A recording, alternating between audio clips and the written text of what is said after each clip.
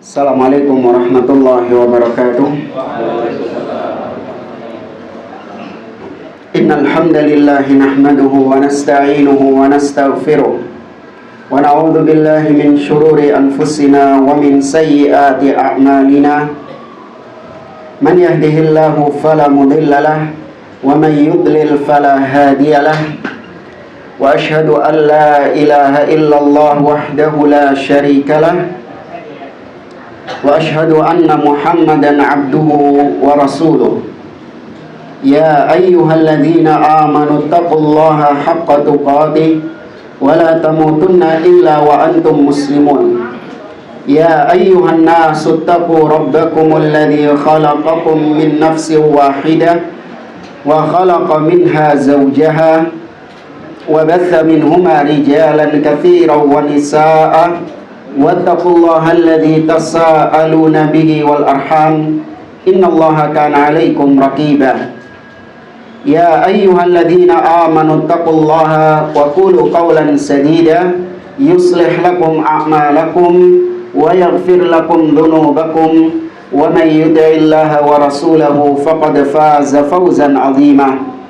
Amma ba'd, fa inna asdaqal hadithi kitabullah wa khairal hadi hadi Muhammadin sallallahu alaihi wasallam wa syarrul umuri muhdatsatuha wa kullu muhdatsatin bid'ah wa kullu bid'atin dhalalah wa kullu dhalalatin finnar. Ikhwani fillah rahimani wa rahimakumullah. Alhamdulillah, segala puji bagi Allah Subhanahu wa taala yang mempertemukan kita kembali dalam pembahasan kitab Hirasatut Tauhid yang ditulis oleh Al-Imam Al-Allamah Abdul Aziz bin Abdullah bin Baz rahimahullahu ta'ala. Kita masih membahas tentang soal jawab yang diajukan kepada beliau, melanjutkan pertanyaan yang ketiga tentang makna la ilaha illallah dan juga konsekuensi dari la ilaha illallah. Apa-apa yang membatalkan la ilaha illallah. Terakhir kita membahas tentang 8 syarat la ilaha illallah. Ya. Ada yang bisa nyebutkan? Ada yang 7, ada yang 8. Ilmu, yakin, ikhlas, as-sidq, jujur, cinta, mahabbah, al-inqiyad, tunduk patuh, al-qabul, menerima, dan kufur terhadap semua yang disembah selain Allah. Ya, yang ke-8 ini cuman penegasan saja. Sebenarnya yang ke-8 ini sudah masuk ke ikhlas. Orang yang ikhlas itu harus menyingkirkan, meniadakan semua yang disembah selain Allah. Tapi ini sudah kita bahas pada pertemuan yang lalu.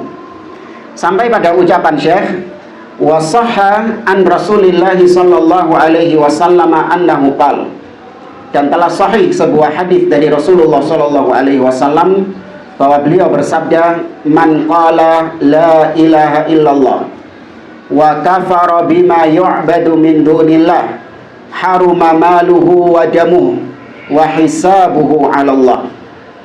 Kata Nabi, barang siapa yang mengucapkan la ilaha illallah dan dia kufur, ini yang jadi penekanan, dan dia kufur terhadap segala sesuatu yang disembah selain Allah. Maka nggak cukup seorang hanya mengucapkan la ilaha illallah, tapi dia masih meyakini sahnya sesembahan-sesembahan lain selain Allah. Masih dia nggak nyembah. Kalau ada keyakinan yang disembah sama orang Hindu itu juga sesembahan yang benar, yang disembah sama orang Nasara itu juga sesembahan yang benar, dia meyakini itu, masih nggak nyembah. Tapi tidak ada pengingkaran, tidak ada kekufuran terhadap semua yang disembah selain Allah, maka batal tauhidnya. Maka barang siapa yang mengucapkan la ilaha illallah dan dia kufur terhadap segala sesuatu yang disembah selain Allah, maka haram hartanya dan darahnya. Artinya dia muslim, ya, maka nggak boleh ditumpahkan darahnya, tidak boleh dirampas hartanya. Wa hisabuhu 'ala Allah, nanti hisabnya di sisi Allah pada hari kiamat. Wa fi riwayatin anhu sallallahu alaihi wasallam annahu qala, dalam riwayat Nabi SAW mengatakan, man wahadallah wa kafara bima yu'badu min dunillah haruma maluhu wa damuh. Barang siapa yang mentauhidkan Allah, mengesakan Allah. Tauhid artinya menjadikan dia sebagai satu-satunya. Sering orang mengatakan tauhid itu menyatukan artinya. Ini kok kayak sesat jadinya. Mentauhidkan Allah artinya menyatukan Allah. Menyatukan berarti banyak tidak siji. Bukan. Menyatukan itu artinya menjadikan Allah sebagai satu-satunya. Nah, ini loh bahasa Indonesia. Apa bahasa Indonesianya ayo? Mengesakan. Wallahu a'lam, mungkin mengesakan. Tapi kalau menyatukan ini ambigu. Ya. Menyatukan. Ini misalnya ada kopi, ada teh, ya kemudian ada sirup, ada jus. Ya tak jadikan satu. Ya tak jadikan satu. Jadi sama ini ada sesembahannya orang Hindu, sesembahannya orang Buddha, sesembahannya orang Konghucu, didadekno siji terus disembah.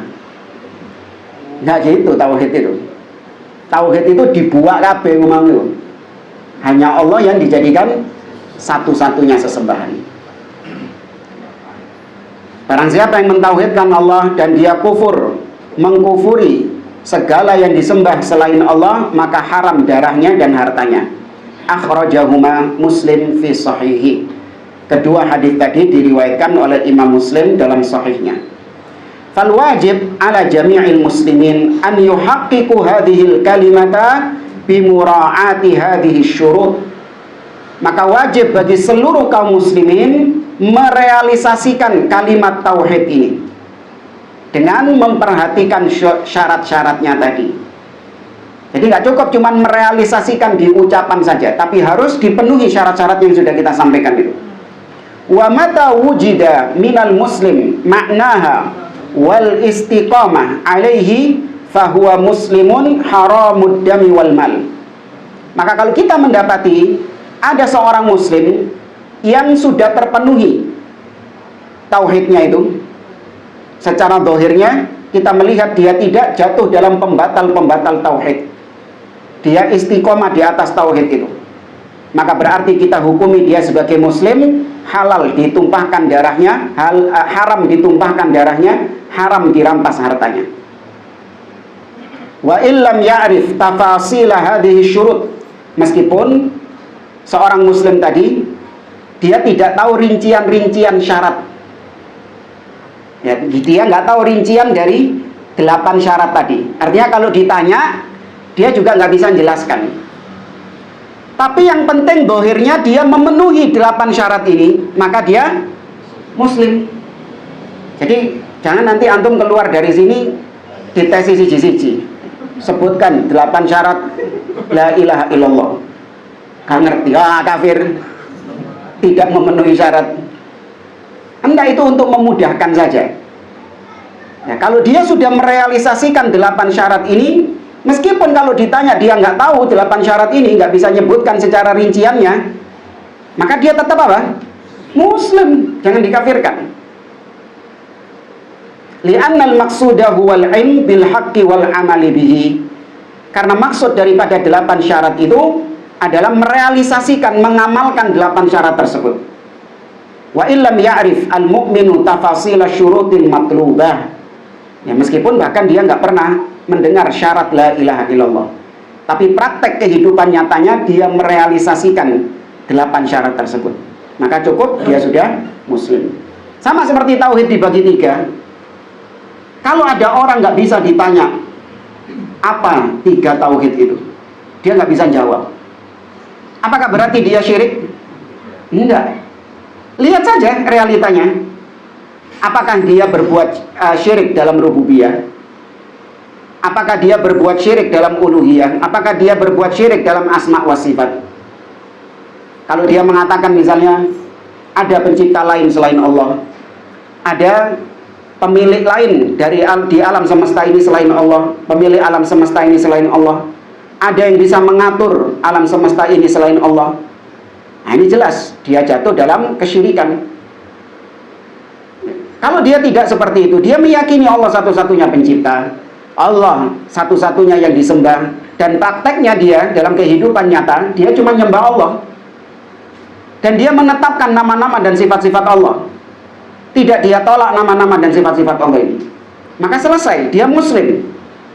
Sekali lagi, meskipun kalau ditanya, sebutkan pembagian 3 tauhid, nggak bisa dia. Maka dia nggak dikafirkan. Yang penting pengamalannya, perealisasiannya, paham ya? Oke. Ini jangan disamakan kayak sekolah. Ya, kalau di sekolah itu, meskipun Anda paham pelajaran, tapi kalau Anda nggak bisa menjawab soal-soal yang ditanyakan, maka Anda nggak lulus. Kan gitu kan dulu di sekolah kan? Kita paham pelajarannya, sudah mudeng.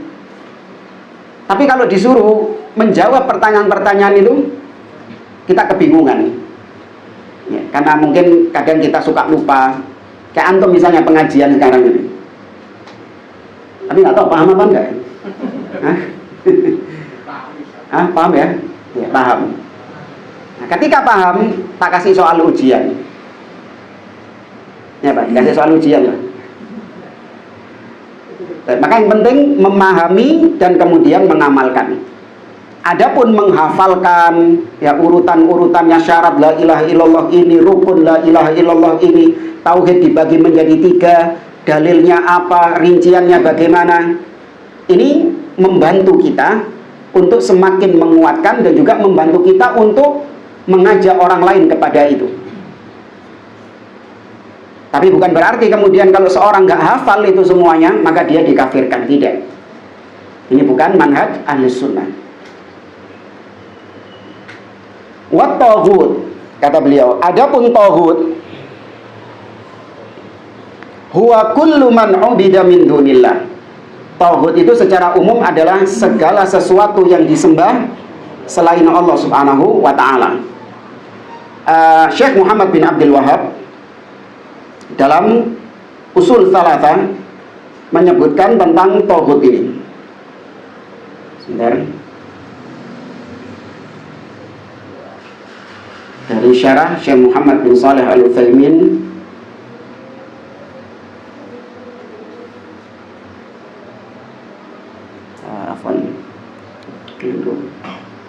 ini usul sittah ini.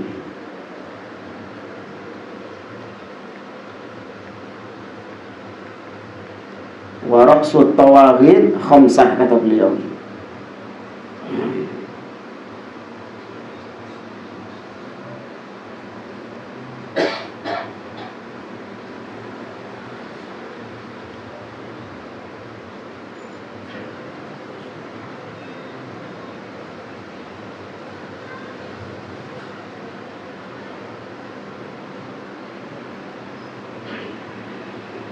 Kata beliau, qala Ibnu Qayyim rahimahullah, Imam Ibnu Qayyim rahimahullah mengatakan, makna taghut ma tajawaza bihil abdu haddahu min ma'budin aw matbu'in aw muta'in.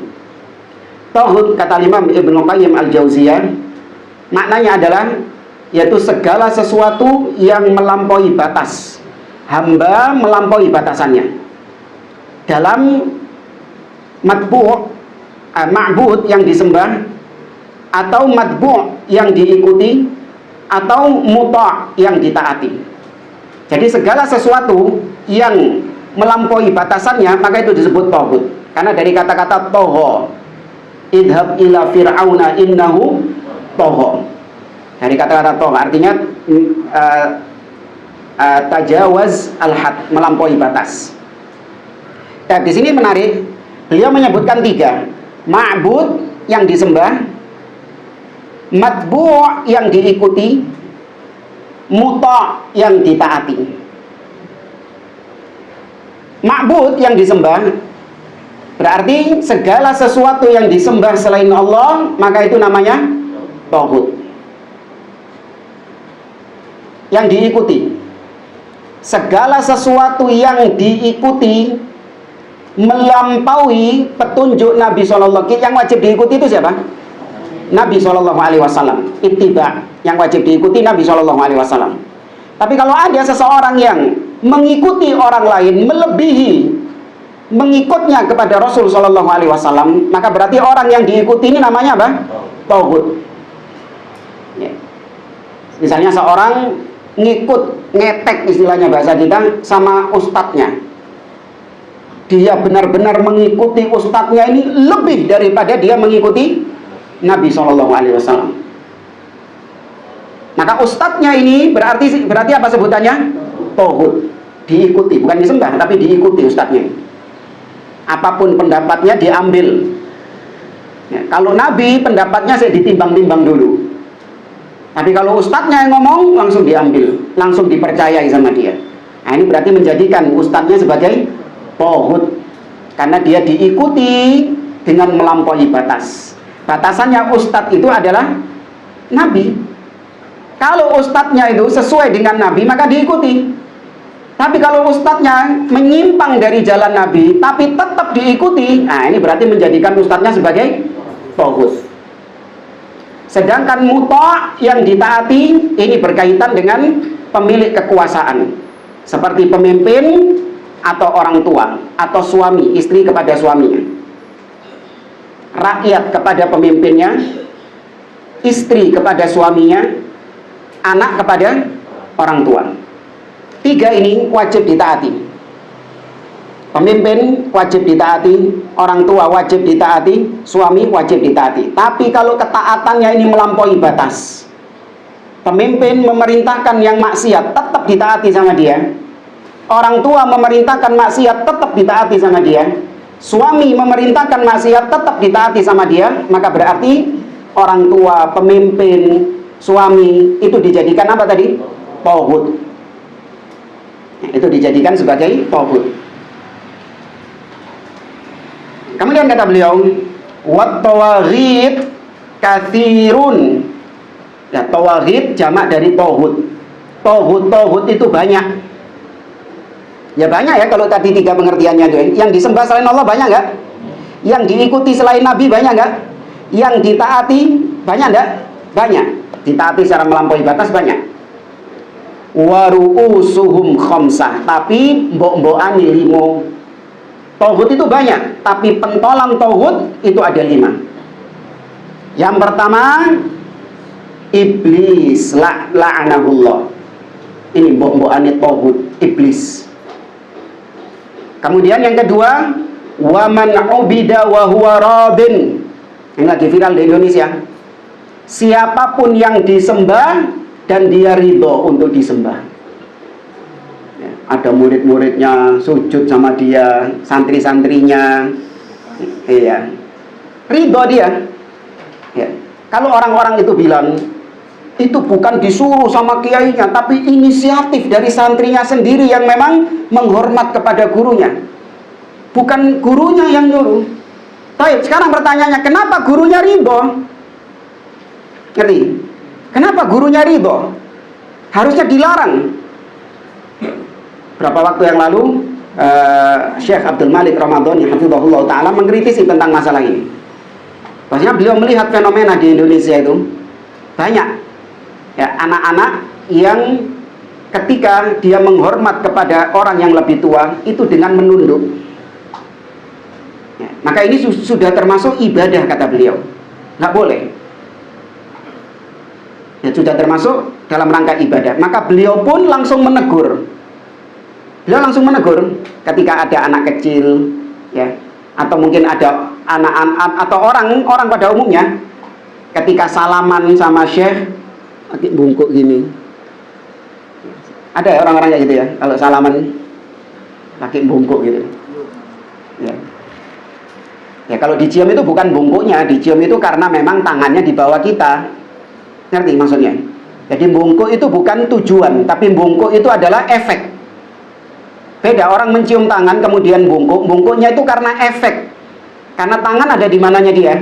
Ada di bawah. Ya, maka dia membungkuk itu untuk memudahkan dia dalam mencium tangannya.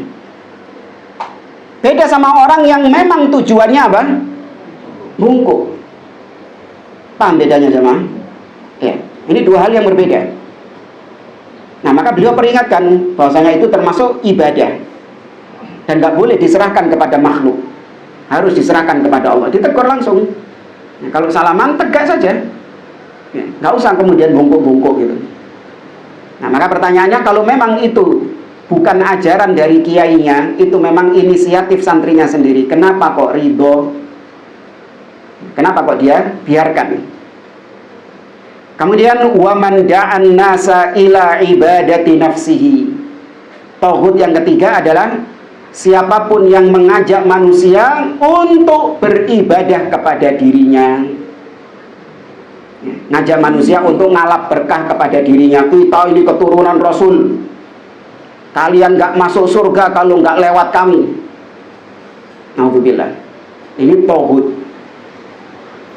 Wa man idda'a syai'an min ilmil ghaib. Yang keempat, tauhid itu adalah siapapun yang mengklaim tahu ilmu ghaib. Ya, dukun-dukun, tukang ramal. Kemudian yang kelima, wa man hakama bi ghairi ma anzalallah. Dan siapapun yang tidak berhukum dengan hukum Allah, ya kata para ulama, maksudnya adalah yaitu dia yang meyakini hukum manusia lebih afdol daripada hukum Allah. Ya, maka itu tauhid. Kalau sekedar meninggalkan hukum Allah, maka itu bukan tauhid, alias tidak bisa dikafirkan. Karena orang yang bermaksiat itu meninggalkan hukum Allah. Semua kemaksiatan itu meninggalkan hukum Allah hakikatnya. Orang yang berzina, dia meninggalkan hukum Allah apa? Asik. Enggak. Apa yang ditinggalkan sama dia? Nikah, ya kan? Nikah itu yang ditinggalkan sama dia. Maka dia berzina. Zina ini hukum Allah bukan? Bukan. Hukum Allahnya itu nikah, tapi dia berzina. Apakah kemudian pezina ini kafir karena meninggalkan hukum Allah nikah? Tidak. Tapi kalau dia mengatakan zina lebih baik daripada nikah, nah iya, ini orang seperti ini kafir, kufur. Kembali kata Syekh Abdul Aziz bin Baz, wa tauhid huwa kullu man ubida min dunillah. Tauhid adalah siapapun yang diibadahi selain Allah. Kama qala Allah azza wa jalla, seperti yang Allah firmankan dalam surat Al-Baqarah ayat 256, faman yakfur bit tauhid wa yu'min billah faqad istamsaka bil urwatil wuthqa. Barang siapa yang kufur kepada tauhid dan dia beriman kepada Allah, maka sungguh dia berpegang dengan tali Allah yang kuat. Ini pernah kita sampaikan, orang mukmin itu menggabungkan dua sifat, sifat iman dan sifat kufur. Nggak boleh orang mukmin hanya beriman saja, dia harus kufur juga. Dia beriman kepada Allah, harus satu paket, kufur sama siapa? Tauhid, kufur sama semua selain Allah. Makanya antum kalau disebut orang kafir, sama antum dijuluki kafir sama orang kafir, antum terima atau tidak? Ada orang Nasara bilang sama antum, wahai orang Islam, kalian itu kafir menurut kami. Dirinci dulu, jangan langsung iya, dirinci dulu. Apa maksudmu ngomong kita ini orang kafir? Kalau yang kau maksud kita kafir terhadap Rabbul Alamin, lah, kita beriman kepada Rabbul Alamin, pencipta alam semesta ini. Karena orang Nasrani juga meyakini adanya pencipta alam semesta. Saya beriman dengan pencipta alam semesta ini. Kalau itu yang kau katakan, maka kami bukan orang kafir, kami orang mukmin. Oh enggak, maksud saya itu kau itu kafir terhadap Nabi Isa Yesus sebagai sesembahan, sebagai Tuhan. Maka kita jawab, iya, kita kafir terhadap Nabi Isa sebagai Tuhan, tapi kita mengimani Nabi Isa sebagai Nabi. Orang Hindu bilang sama antum, kalian itu kafir. Sama juga, apa maksudmu kafir? Kalian kafir terhadap Rabbul Alamin. Oh enggak, kami beriman kepada Rabbul Alamin. Oh kalian kafir terhadap dewa-dewa kami. Iya, tepat banget. Iya, tepat banget. Menurut iya no, jangan malah ngeles. Oh enggak, kita enggak mengkafirkan, enggak mengingkari sesembahan kalian kok. Kita cuma enggak nyembah saja. Tapi sesembahan kalian itu kita apresiasi. Ada orang-orang kayak gitu? Ada. Golek rai nang ngarepe wong kafir. Ya, jangan. Iya ono enggak apa-apa. Enggak masalah. Toh tidak ada paksaan kok. Ini akidah saya. Kenapa? Saya bangga dengan akidah ini. Saya mengingkari sesembahan-sesembahanmu itu. Saya kafir terhadap sesembahanmu itu. Wa man kana la yarda bidzalika minal ma'budin min dunillah kal anbiya'i was salihin wal malaikati fa innahum laisu bitawaghit wa innamat taghut huwa syaitanul ladzi da'a ila ibadatihim wa zayyanaha lin-nasi nas'alullaha lana walil muslimina al-afiyata min kulli su'in. Kayak tauhid itu tadi definisinya semua yang disembah selain Allah. Sekarang pertanyaannya, ada Nabi Isa disembah. Nabi Isa Allah atau bukan? Bukan. Dia disembah. Kemudian juga Uzair disembah sama orang-orang Yahudi. Ya, dan orang-orang soleh yang lain seperti di zaman Nabi Nuh. Siapa wali 5 zaman Nabi Nuh? Wad, Suwa, Yahud, Yaub, Nasr. Orang soleh ini disembah. Apakah ini semua tauhid? Kenapa kok bukan? Iya, karena dia tidak ridho. Mereka tidak ridho. Nabi yang disembah, malaikat yang disembah, orang-orang soleh yang disembah, mereka bukan tauhid. Meskipun mereka disembah, mereka bukan tauhid karena mereka tidak ridho untuk disembah. Sedangkan syaitan, iblis yang mengajak manusia kepada penyembahan terhadap dirinya dan kemudian menghiasi manusia dengan hiasan-hiasan yang baik, syirik dihiasi sama syaitan sehingga membuat manusia tertarik, maka ini yang tauhid. Sudah kita sampaikan tadi dalam kitab Usul Tsalatsa, pentolannya iblis, pentolannya tauhid iblis. Wa ammal farqu bainal a'mali allati tunafi hadhil kalimah wa hiya la ilaha illallah wallati tunafi kamalaha alwajib fahuwa anna kulla amalin au qawlin au i'tiqadin yuqa sahibuhu fi syirkil akbar au yuqa sahibahu au yuqi'u sahibahu fi syirkil akbar fahuwa yunafiha bil kulliyah wa yudaduha. Sekarang bedakan, agak fokus ya. Ada yang merupakan pembatal tauhid, sehingga kalau orang melakukan perbuatan ini atau mengucapkan ucapan ini, tauhidnya ludes, entek, sehingga orangnya jadi apa? Kafir. Tapi ada juga yang disebut cuman ngerusak tauhid. Tauhidnya seono masih ada, tapi dia ngerusak tauhid. Amalan-amalan yang bisa merusak tauhid atau ucapan-ucapan yang bisa merusak tauhid. Tapi tauhidnya siapa? Seono masih ada. Tapi kalau yang pertama tadi apa? Menghilangkan secara total tauhidnya. Apa bedanya antara yang pertama yang menghilangkan tauhid dengan yang merusak tauhid? Maka kata beliau, segala perbuatan atau ucapan atau keyakinan yang bisa menjerumuskan pelakunya ke dalam syirik akbar, maka ini apa? Merusak atau menghilangkan? Fokus. Semua perbuatan, tak kira tribut. Semua perbuatan, ucapan, keyakinan yang bisa menyerumuskan pelakunya kepada syirik akbar, maka berarti itu merusak atau menghilangkan tauhid. Masih ada merusak. Nah, menghilangkan dong. Menghilangkan tauhid itu bukan cuma sekedar merusak, tapi itu menghilangkan tauhid.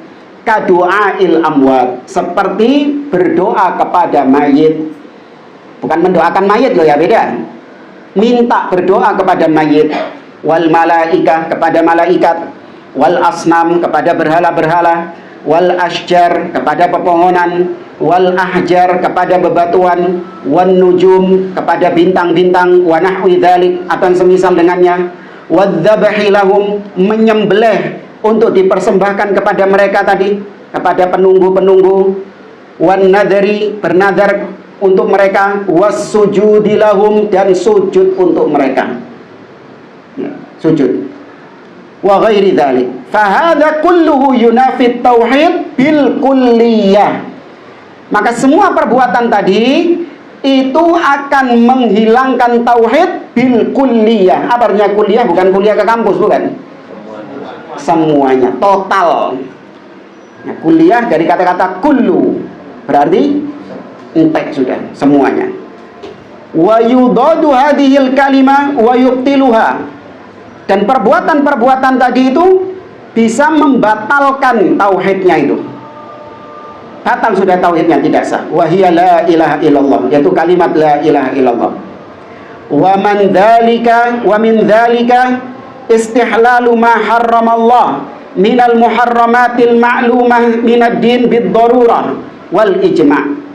Termasuk yang menghilangkan tauhid secara total adalah menghalalkan apa yang diharamkan oleh Allah, yang keharamannya ini sudah diketahui secara pasti dan sudah menjadi ijma', tapi dihalalkan sama dia. Seperti apa? Kazina, zina. Saya kira haramnya zina itu apa cuman penuntut ilmu tok yang tahu?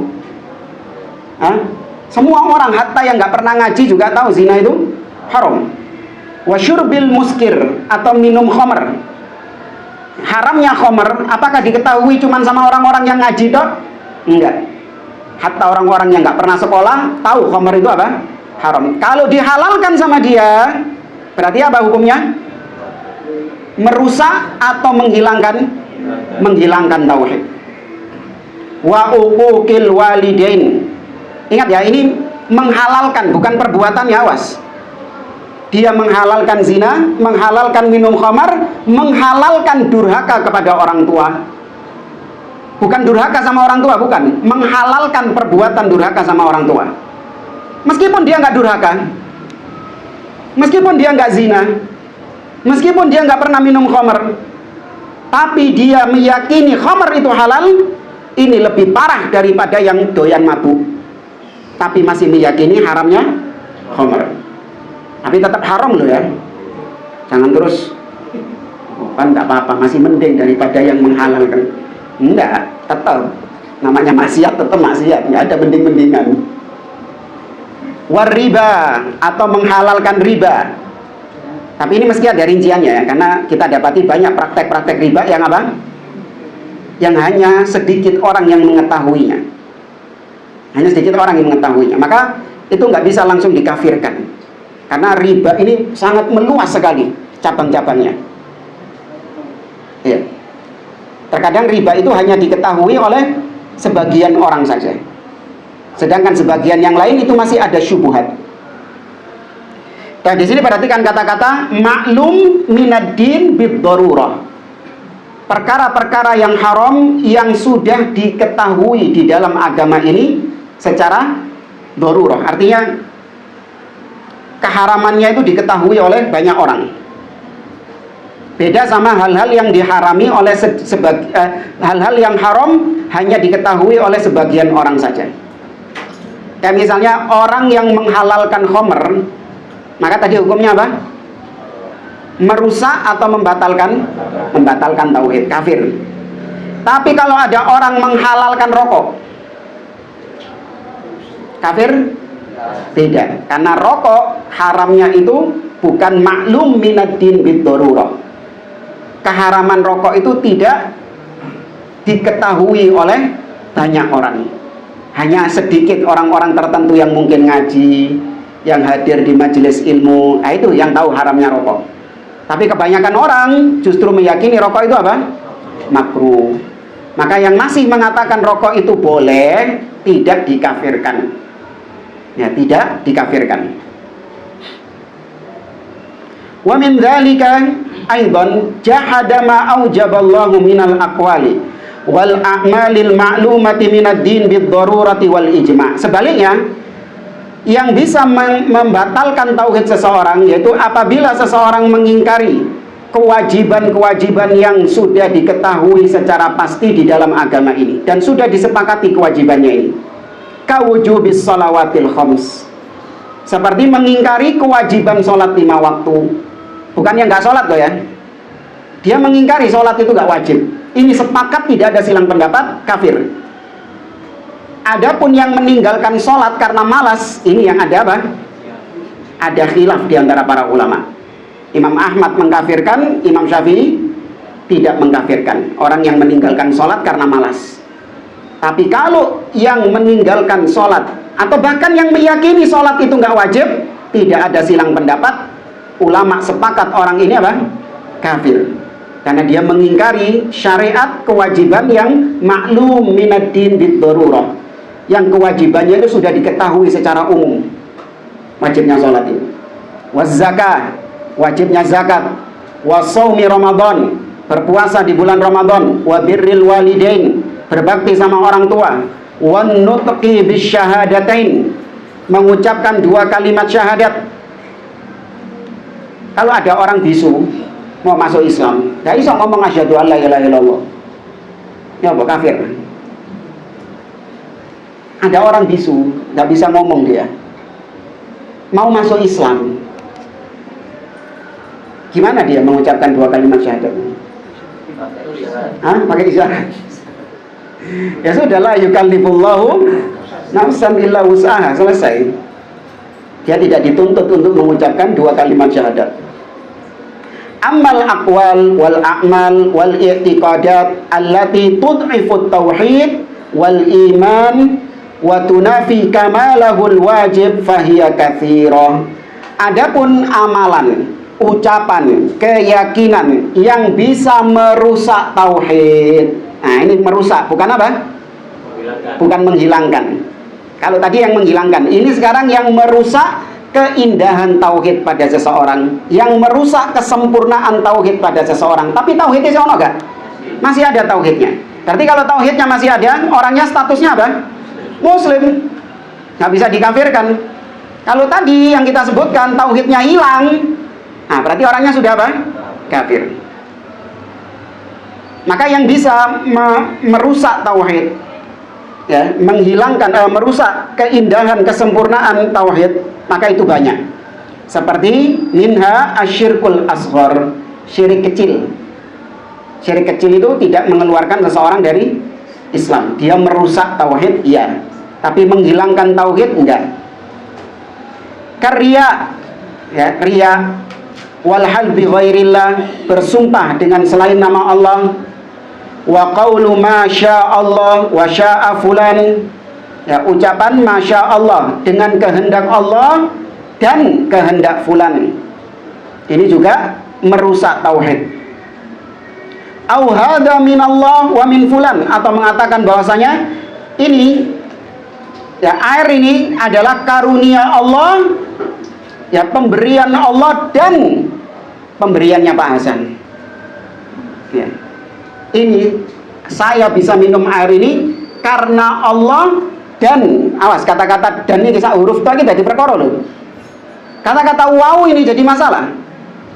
Air ini adalah atas karunia Allah dan karunia dari Pak Hasan.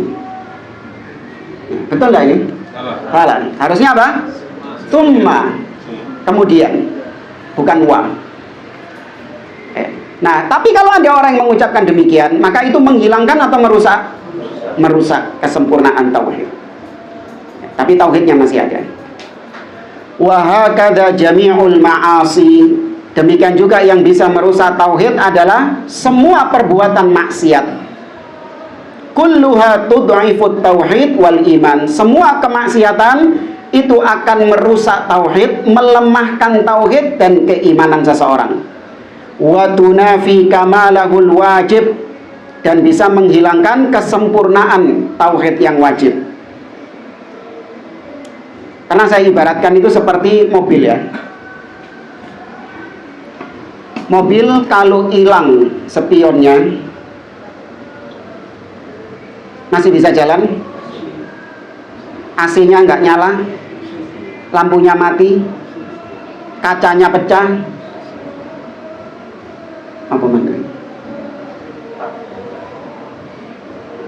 Bukan. Ya situlah pokoknya yang jadi penyempurna saja. Maka kalaupun itu tidak ada, dia masih tetap bisa jalan. Peok, masih bisa jalan. Tapi kalau sudah kehilangan bagian yang penting, mesinnya nggak ada, bannya nggak ada. Nah ini kan part-part yang penting ini. Ya, maka berarti dia nggak bisa jalan. Demikian seorang muslim, kalau dia jatuh dalam maksiat, seperti mobil yang peok. Semakin banyak maksiatnya, semakin peok mobilnya. Tapi saya iso apa? Saya iso melaku. Tambah maksiat lagi, seperti mobil yang sudah peok, dalamnya nggak ada AC-nya, nggak ada spionnya, lampunya mati. Maksiat lagi, seperti mobil yang sudah kayak gitu tadi, surat-suratnya mati, ya kan, pajaknya mati. Tapi tetap bisa apa? Tetap bisa jalan. Tapi bane hilang siji bane hilang. Sudah nggak bisa jalan. Kalaupun jalan akan apa? Nabrak. Ya. Ini hanya pendekatan pemahaman saja.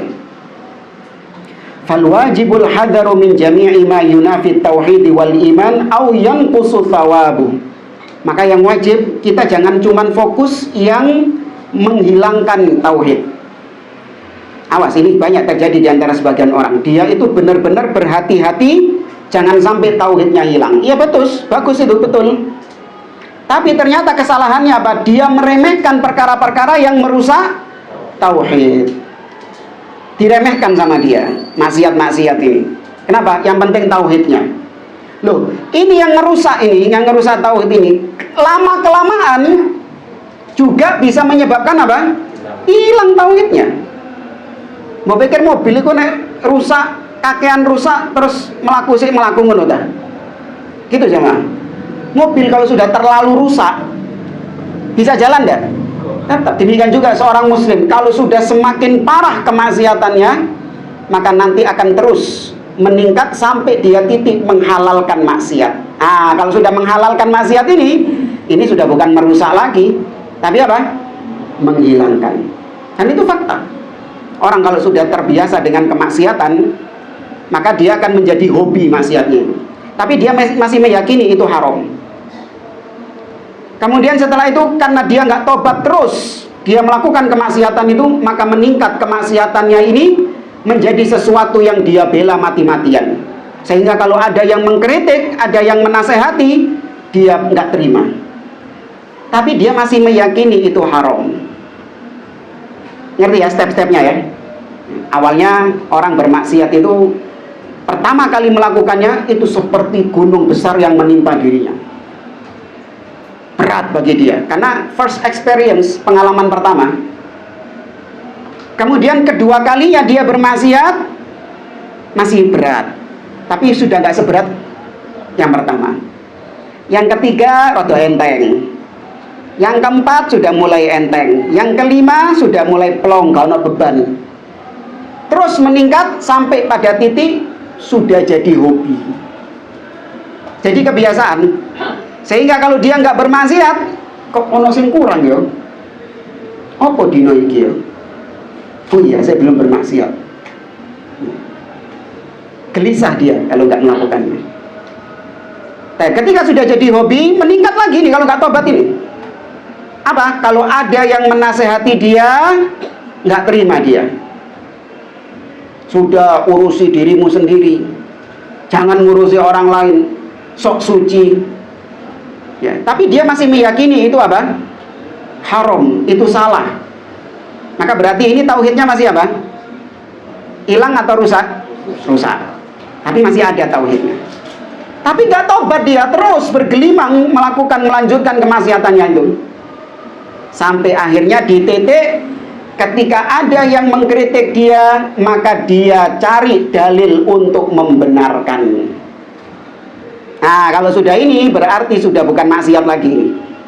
berubah dari maksiat menjadi istihlal. Apa istihlal? Menghalalkan yang diharamkan Allah. Berarti ini naik, sudah bukan merusak tauhid ini, tapi apa? Menghilangkan tauhid. Nah, maka di sini penting, beliau mengatakan kita wajib waspada dengan semuanya. Jangan cuma waspada, hati-hati sama yang menghilangkan tauhid, tapi kita juga waspada dengan yang merusak tauhid. Kemudian kata Syekh, wal iman inda ahli sunnati wal jamaah qaulun wa amal yazidu bit ta'ah wa yanqusu bil maksiyah. Iman menurut ahlu sunnah itu adalah ucapan dan perbuatan, bertambah dengan ketaatan, berkurang dengan kemaksiatan. Ada yang kurang nggak? Nah, perhatikan ini. Iman menurut ahlu sunnah ucapan dan perbuatan, bisa bertambah dengan ketaatan, berkurang dengan kemaksiatan. Ada yang kurang nggak? Hah? Kenapa nggak disebutkan? Ada rincian. Ya kan? Ada rincian. Iya, ada rincian. Ya, apa rinciannya? Ini jawab. Nggak mesti. Ucapan ada ucapan hati, ucapan lisan. Iya. Perbuatan juga. Perbuatan hati, perbuatan lisan. Nah, kita perhatikan ya. Ada ucapan hati dan ucapan lisan. Qaulul qalbi wa qaulul lisan. Amalan ada 3. Ada amalul qalbi, amalul lisan, dan ada amalul jawareh. Ada amal anggota badan. Sekarang kita bahas hati dulu. Apa bedanya ucapan hati sama amalan hati? Apa bedanya ucapan hati sama amalan hati? Kalau ucapan hati adalah apa-apa yang hati kita dituntut untuk meyakininya. Yang kalau nggak meyakininya maka kafir. Itu namanya ucapan. Iya, membenarkan. Kan hati kita dituntut untuk membenarkan Allah satu-satunya Tuhan, sesembahan.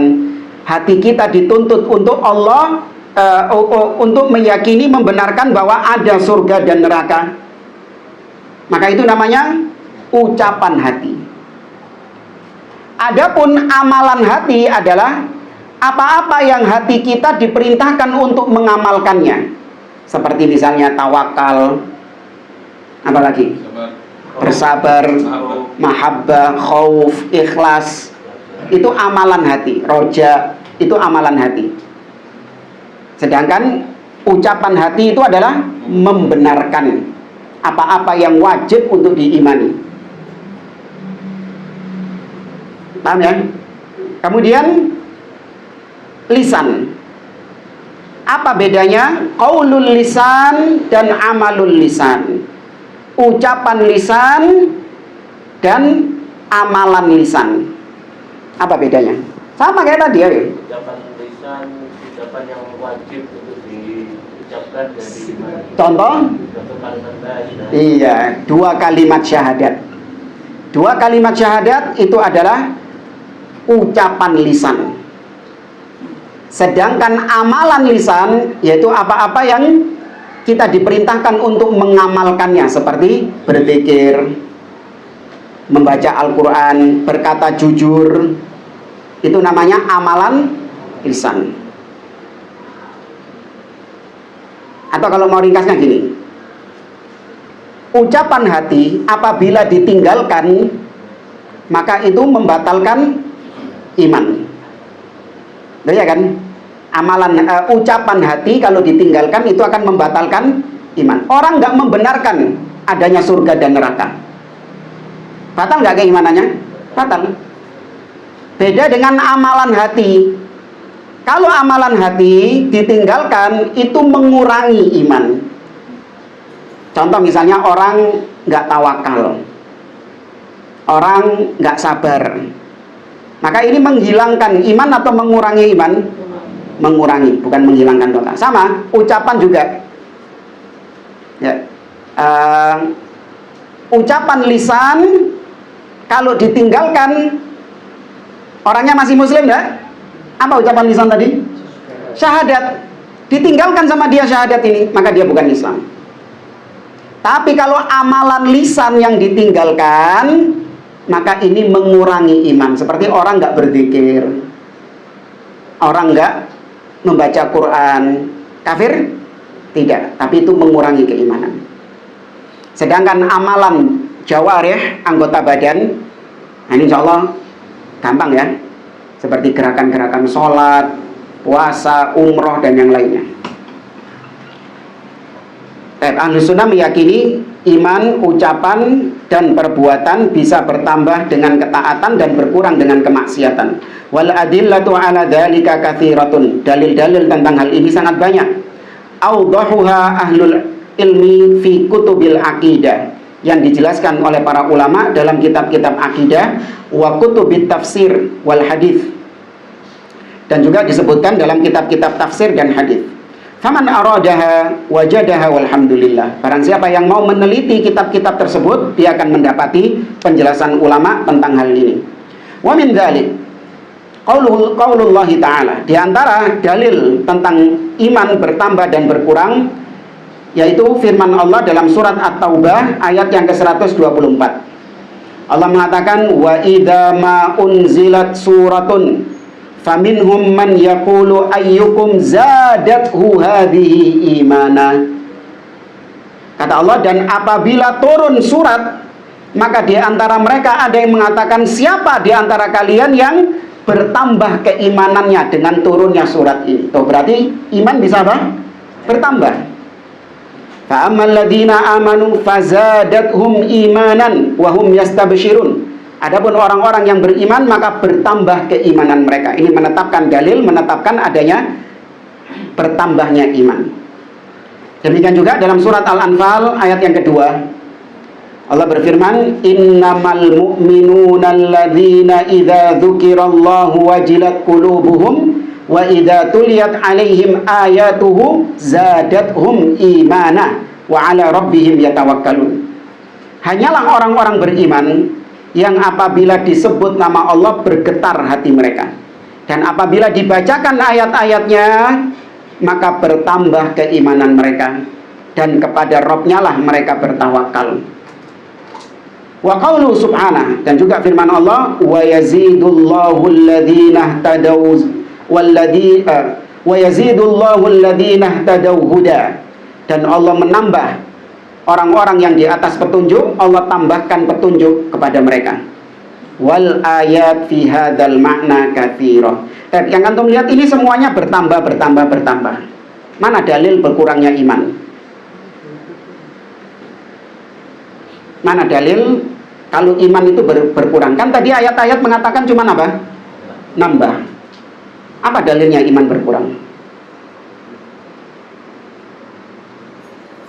Kan tadi dijelaskan sama beliau, iman itu ucapan, perbuatan, dan keyakinan bisa bertambah dengan apa?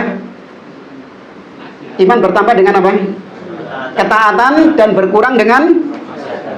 Tapi dalilnya kok nambah-nambah semua?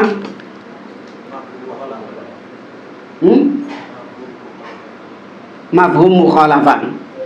Ya, yaitu segala sesuatu yang bertambah, yang bisa bertambah, pasti juga bisa berkurang.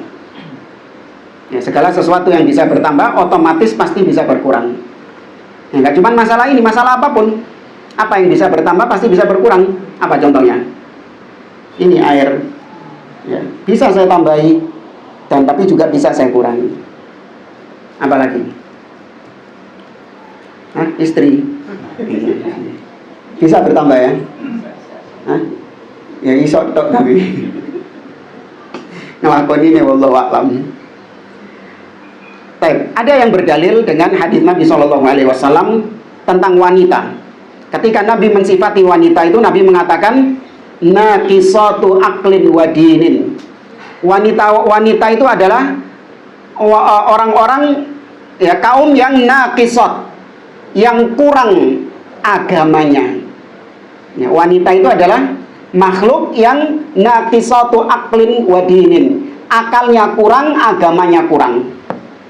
Ini bukan mencela kaum wanita ya, memang demikian kondisinya. Baik. Apakah dibenarkan menggunakan dalil ini untuk mengatakan bahwa iman itu berkurang? Itu kata Nabi, wanita itu agamanya apa?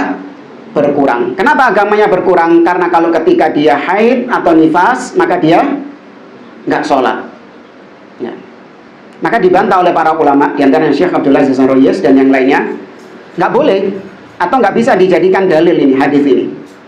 Kenapa demikian? Karena wanita yang meninggalkan haid dan nifas itu imannya justru apa? Bertambah, bukan berkurang. Oke, saya ulangi. Wanita ketika dia haid atau nifas, kan dia nggak sholat. Nah, imannya naik atau turun? Karena taat kepada Allah itu tidak sholat. Ada yang protes? Hah? Iya, betul. Karena tadi konsepnya iman itu bertambah ketika taat. Maka tatkala wanita haid dan nifas Allah melarang mereka untuk sholat, maka wanita taat tidak sholat. Nah, berarti dia taat kepada Allah. Imannya apa? Justru kalau dia mopong. Iya, membantah. Kak, aku sholat. Loh, kamu kan haid, gak popo. Nah, ini bukan semakin naik imannya, justru apa? Turun imannya. Ya, ada orang puasa, wanita puasa, padahal dia sedang haid. Kak, aku tetap poso. Ya, gak mau, aku gak puasa, aku tetap puasa meskipun haid atau nifas. Maka itu bukan imannya bertambah, justru berkurang. Karena dia bermaksiat kepada Allah, bukan taat kepada Allah. Kalau minum obat untuk menghambat ada khilaf di antara para ulama, cuman yang lebih rojeh nggak perlu seorang wanita membebani diri dengan minum obat yang bisa menunda haid, karena wallahu a'lam itu dampaknya itu besar. Kayak misalnya itu akan merubah siklus haidnya dia dan juga akan merubah hormonnya dia. Wallahu a'lam, yang saya baca kayak gitu. Ya. Maka kalau nggak penting-penting juga ngapain? Kecuali kalau memang dalam kondisi penting yang urgent, kayak misalnya seorang lagi di tanah haram sedang melaksanakan umroh, yang mana dia nggak setiap hari bisa ke Mekah gitu loh. Maka dia berusaha untuk menyempurnakan ihramnya dengan dia menunda minum obat yang bisa menunda haidnya itu tadi, demi untuk bisa menyempurnakan ihramnya itu. Ya, tapi kalaupun tidak bisa, maka ya sudah, la yukallifullahu nafsan illa wus'aha. Mudah agama ini. Wallahu a'lam. Sebelum kita tutup, kalau ada yang mau ditanyakan, ini selesai dari soal ketiga. Insyaallah pertemuan depan kita lanjut soal yang keempat. Dalil yang tadi bermaksud turun tadi ada nggak ayatnya? Kalau secara spesifik menyebutkan tidak ada. Nggak ada ya. Itu yang dipakai dalil itu hadis tadi. Kalau hadis ini yang orang belum sempurna Islamnya sebelum nikah itu apa? Separuh Islamnya separuh orang belum nikah. Enggak, itu hanya dalam bukan keimanannya dia, tidak. Tapi itu adalah pelengkap keimanan. Dalam artian seperti misalnya antum sudah beriman, ya, antum sudah melaksanakan keimanan. Kemudian antum semakin belajar, maka berarti antum sudah memiliki ilmu. Tapi kemudian antum terus belajar, berarti ini ada tambahan ilmu yang masuk kepada antum. Tapi ilmu yang antum miliki itu masih tetap. Sama juga dengan seorang yang dia ini belum menikah. Kenapa dikatakan separuh agama? Karena agama itu dua problemnya manusia itu, yaitu urusan syubhat dan urusan syahwat. Ya. Ketika dia sudah menikah, berarti yang urusan syahwat ini sudah apa? Sudah beres. Ya. Maka kurang urusan apa ya? Yang syubhat ini. Ya, maka separuh agama yang dimaksud adalah kalau dilihat dari sisi ini. Ya.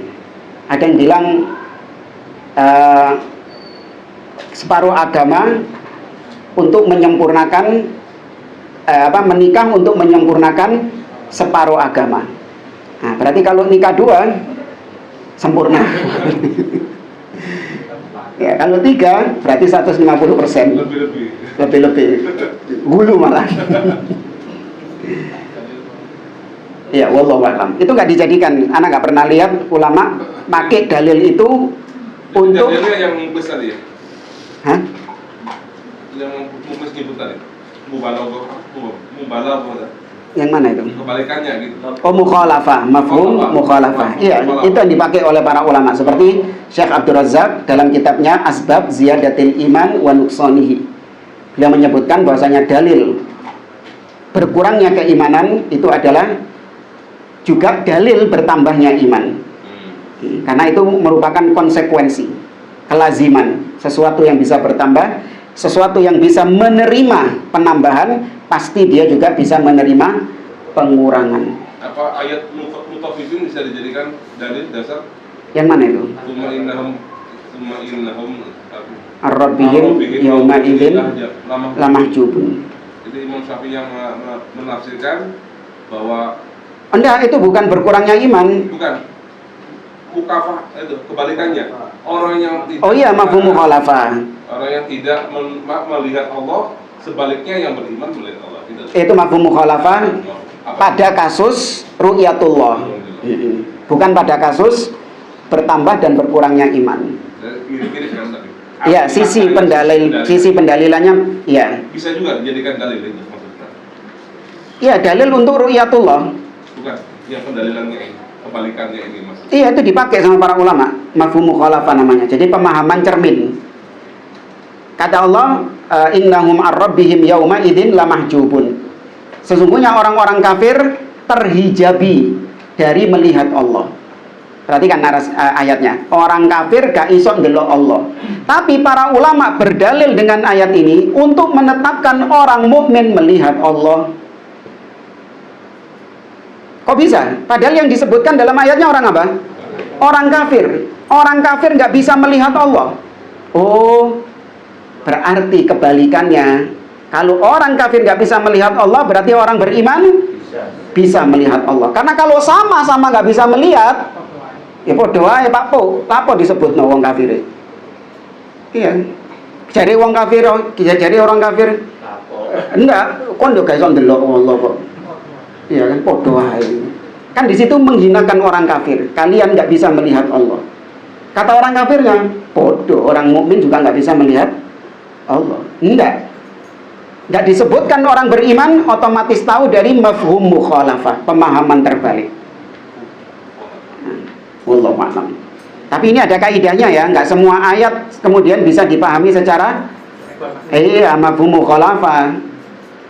Karena ada kaidah-kaidahnya ya, dalam memahami hal tersebut. Wallahu a'lam. Untuk syirik kecil ini, mereka menyebutkan bahwasanya kalau maksiat itu mengurangi tauhid kita. Asal kita tidak mengetahui bahwa itu tidak haram. Iya. Kalau syirik kecil yang menjerumuskan kita pada iya sama syirik kecil tadi riya, bersumpah dengan selain nama Allah, kemudian mengatakan masya Allah wa sya'a fulan, semua ini karena kehendak Allah dan kehendak fulan. Itu masuk kecil. Syirik kecil itu dimasukkan sebagai kategori syirkul asghar. Syirik kecil tidak sampai mengeluarkan seorang dari Islam dan juga tidak mengekalkan seseorang di neraka dan tidak menghapus semua amalan manusia. Beda sama syirik besar. Kalau syirik besar menjadikan semua amalannya hangus, orangnya kafir, mati masuk neraka, kekal selama-lamanya. Itu syirik akbar. Nah, kalau syirik asghar kebalikannya, yaitu dia tidak kafir, tidak hangus pahalanya. Yang hangus ya syirik kecilnya itu, kayak riya, ya itu yang hangus, riyanya itu tok. Tapi sing wingi-wingi, sing ikhlas tetap ada pahalanya. Kemudian kalau mati belum bertobat, maka dia, ini ada khilaf apakah diampuni atau tidak. Sebagian ulama mengatakan tidak diampuni. Berdasarkan keumuman dalil, innallaha la yaghfiru ay yushraka bih. Allah tidak mengampuni dosa syirik. Allah tidak memperinci syirik kecil atau syirik besar. Tidak. Berarti termasuk syirik kecil tidak diampuni. Namun kalaupun dia tidak diampuni dan harus mempertanggungjawabkan dosanya di neraka, tapi tetap tidak apa? Tidak kekal selamanya. Wallahu a'lam. Sumpah dengan selain Allah itu juga perlu dirinci kan Ustaz? Ya, ini yang pernah kita bahas. Bisa sumpah dengan selain Allah syirik akbar.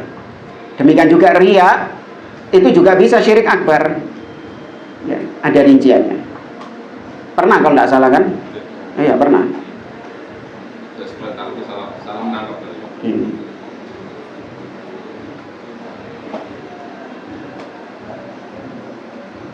Kalau ini merusak tauhid atau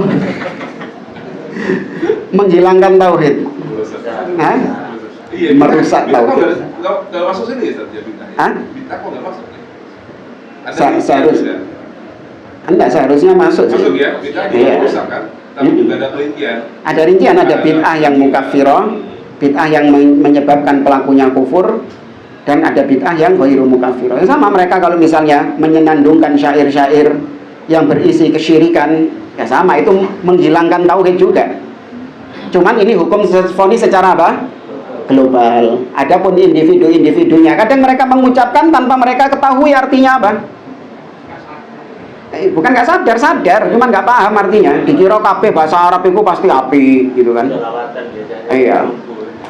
Jadi tambahan bid'ah ya. Kalau maksiat aja bisa merusak, apalagi bid'ah. Iya, apalagi bid'ah.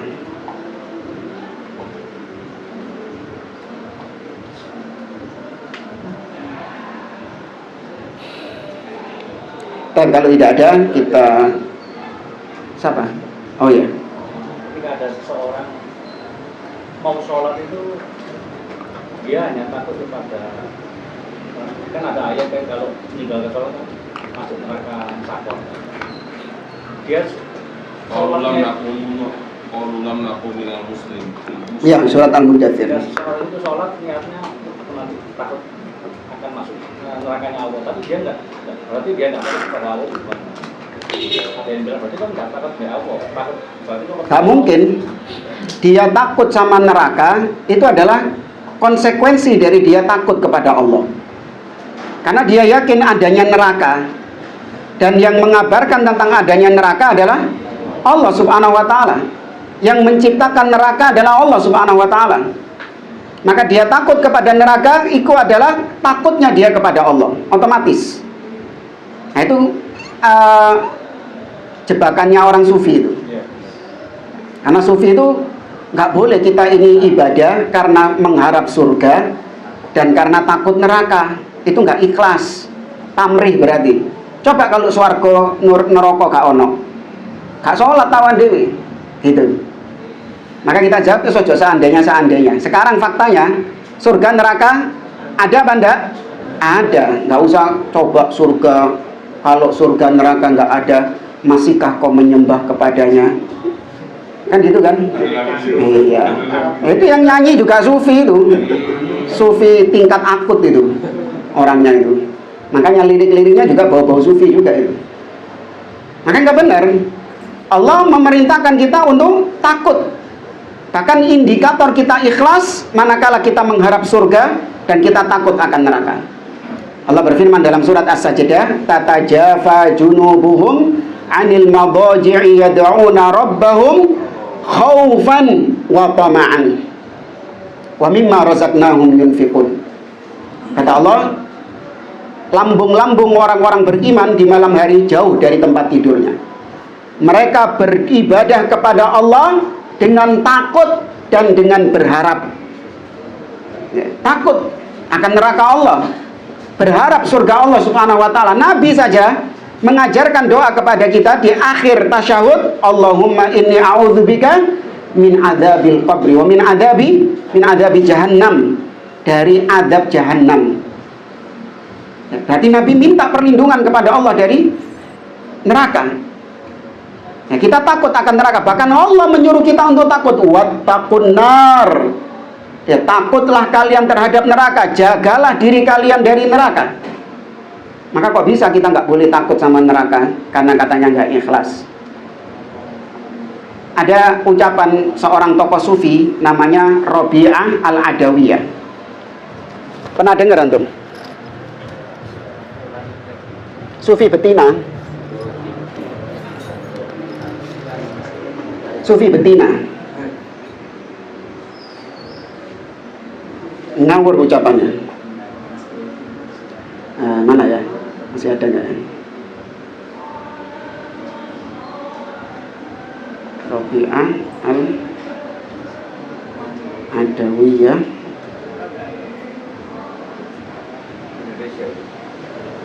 Enggak. Kalau sufi itu kebanyakan negara mana? Sufi Mesir banyak. Mesir ya? Ya. Nah ini, perhatikan ucapannya. Taqulu Rabi'ah Al-Adawiyah, Ilahi, ilahku, in kuntu a'buduka khaufan minan nar fahriqni finnar. Ya. Ini dia yang mengatakan, anak naudzubillah kalau doa kayak gini, aja dituruh loh. Ya Allah, apabila aku menyembahmu, beribadah kepadamu karena takut neraka, obongan aku nang neraka. Fahriqni finnar, bakar aku di neraka. Kalau selama ini ternyata aku ini beribadah kepadamu karena takut kepada neraka.